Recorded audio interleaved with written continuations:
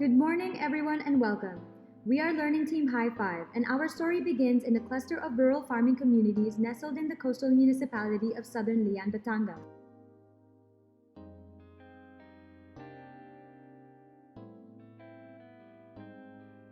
Under the guidance of longtime resident and Air Force civil servant Colonel Engelbert Nyoda, our team was able to conduct a rapid area assessment over two separate visits while residing at Bert's farm in Barangay Cumba. On our first pre-RAA visit, we spent 2 days quickly immersing ourselves into the lay of the land. We interviewed and explored both highland and coastal areas. Our overarching goal was to provide an assessment using a combined framework of the UN Agenda 2030 SDGs and the Ambition Natin 2040 National Plan, which aims to provide a situational analysis of the municipality of Lian and its southern barangays, and to assess the current state of socioeconomic and environmental sustainability while assessing the development challenges that hinder sustainability and determining if and how these development challenges are being addressed by local government officials.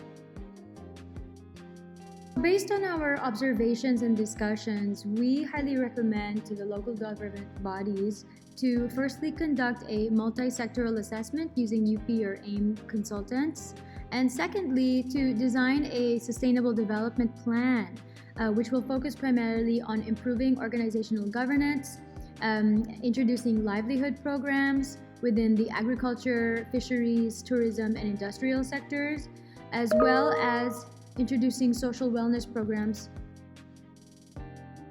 For our community profile, Lian has an area of 10,655.34 hectares, which is divided into 19 barangays. The population is 52,660 residents with a growth rate of 2.63%.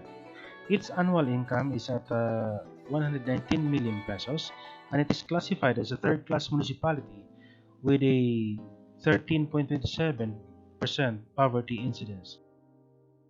We visited 4 southern barangays of Lian Municipality.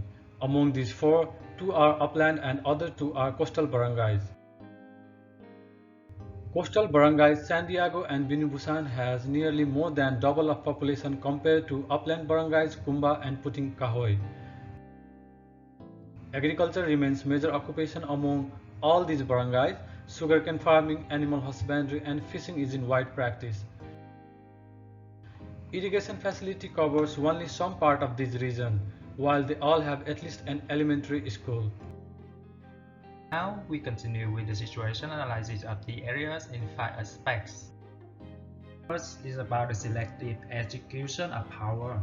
Our data indicates that some members of the municipal council who oppose current leadership are sometimes left out of the meetings, just so the vote count can go in favor of a certain decision.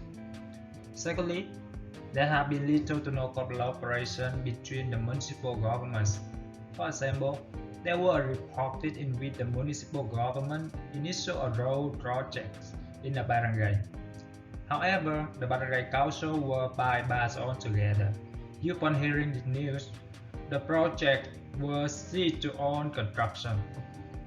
Thirdly, there are no official criteria for dividing government funds between the barangay, nor any regulation for dividing civil work contracts. We are here.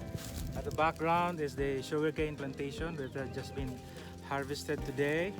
This 1 hectare of land can produce 50,000 pesos net income for the whole year planting. So usually this is the main livelihood in this part of the barangay. We are here at Situ Bulsa of Barangay Cumba, Lian, Batangas. Most of the products being produced in this farm are basically on sugarcane plantation that they also have indulging with some backyard farming like livestock raising and vegetable farming. Like so. When we went there, we saw that there are big differences in the economic situation of the two barangays, Barangay Cumba and Barangay San Diego, as well as with the other barangays. But what we saw is that the common things, aside from their main source of livelihood being farming, is that an average daily income is about 200 to to 400 pesos. And there are times that they would just the farmers or the fathers will go into construction to augment what they have. So most of their livelihood are coming from the harvests that they have, and based on our interviews also, we were able to see and know that an average family has a member of 5. So from there, we are just trying to imagine how they fit all the income that they get in a day for that. When we asked what they would invest if they had money, among all who were young said they would prefer education than health.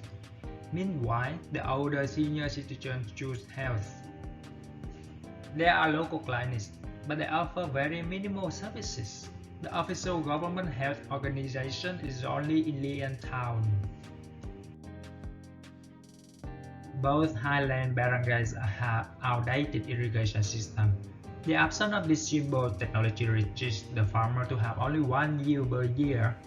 Meanwhile, the tourism areas have no rubber water treatment plant, so their waste go directly into the ocean. As a result, the most recent lab tests show that there are high levels of E. coli in the water.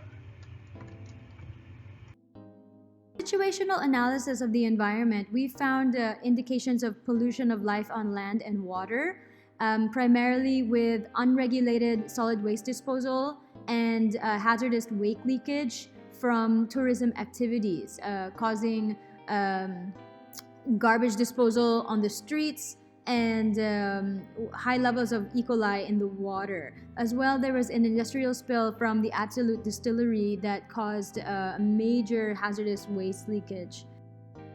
Of our assessment also, we did the SWOT analysis to see what are the internal and external factors, and also incorporating the angles of what they have today and what's in store for them tomorrow. For the rich natural resources, we see that it's a strength of the barangay as it provides the primary livelihood for the farmers and for the residents. One of the threats include the climatic influences, the different weather and calamity conditions, and the entrance of the big corporate players. And in the next 2 slides, we can see here the strengths, weaknesses, opportunities, and threats of the different stakeholders and activities, including trading of the harvests. For stakeholders analysis, we have identified 6 stakeholders. Our first stakeholders is the barangay chairman. The chairman is very determined to unify the whole constituents of Barangay Cumba by consolidating his influence and power and create an alliance with the rest of the key leaders of the barangay. He is doing this in order to consolidate power and influence as a leverage towards the current administration. Our next stakeholders are the barangay residents. They have strong environmental and socio-economic awareness, which is an indication of a well-informed community.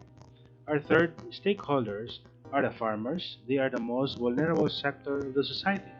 They are the source of cheap labor. Also, only a few farmers are directly involved in profitable agriculture, while most are only into subsistence farming. Next. From our observation and stakeholders analysis, lack of sustainable livelihood opportunities appear to be the major development challenge in the region. Lack of infrastructure, lack of technology, lack of knowledge, skill and mindset, and lack of agricultural business and industry are first-degree cause to the main challenge. Ineffective resource management and further ineffective plans and policies from government limits infrastructure and use of technology. People lacks knowledge and skill because of less investment in human capital. Lack of agribusiness and industry is because of difficulty of doing business for private sectors because of the red tape and bureaucratic process.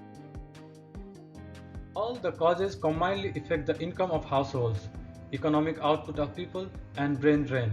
With less income, people's access to education, food, and health is limited, resulting in poor social well-being.